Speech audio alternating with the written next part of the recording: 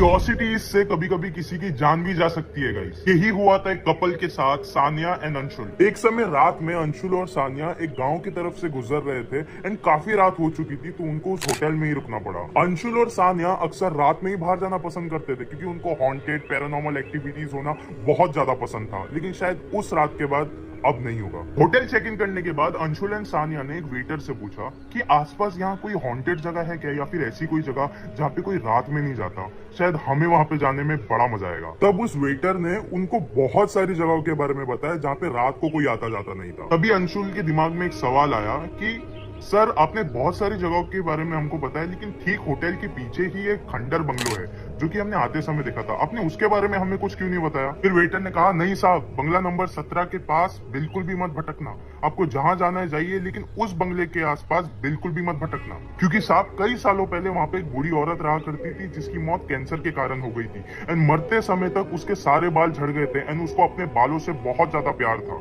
सो ऐसा कहा जाता है अगर मर्द हो तो ठीक है, लेकिन औरतों को उस बंगले के आसपास नहीं भटकना चाहिए, क्योंकि जिस भी औरत के लंबे बाल होते हैं वो बूढ़ी औरत उससे बहुत ज्यादा अट्रैक्ट हो जाती है। ये बात सुन के अंशुल बड़ा डर गया, लेकिन सानिया बड़ी एक्साइटेड हो गई थी कि हाँ चलो जाके देख के आते, एक बार तो कम से कम जाके देख के ही आएंगे उस बूढ़ी औरत को। लेकिन अंशुल ने उसको एक वार्निंग दे दी थी कि सुबह होने तक हम ये कमरा छोड़ के नहीं जाएंगे एंड इसी बात पे उन दोनों का झगड़ा भी हो गया। अब गुस्से में अंशुल अपने कमरे में जाके सो, लेकिन सानिया उसके साथ नहीं है, काफी घंटों तक नहीं है।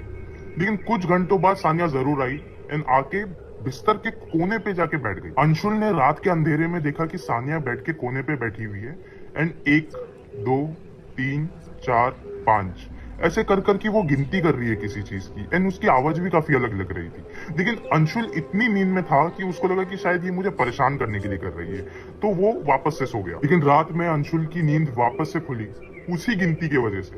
लेकिन इस समय सानिया गिन रही थी 1 करोड़ 1, 1 करोड़ 2, 1 करोड़ 3। इसकी गिनती बहुत दूर तक जा चुकी थी अब तक एंड अंशुल को लगा ये बहुत अभी इरिटेट करने लग गई है मेरे को, मैं वापस से सो जाता हूँ। एंड अब सुबह हो गई एंड कुछ लोगों की बहुत जोर की चीखने चिल्लाने की आवाज आने लग गई एंड अंशुल की आंखें झटके से खुल गई एंड अंशुल ने आजू बाजू में देखा कि सानिया तो आसपास नहीं है।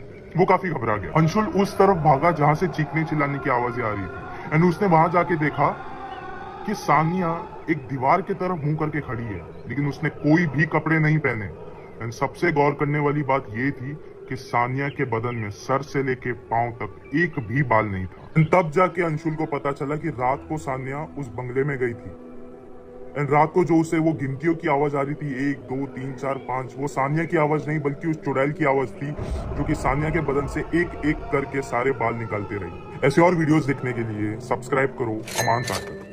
शुक्रिया।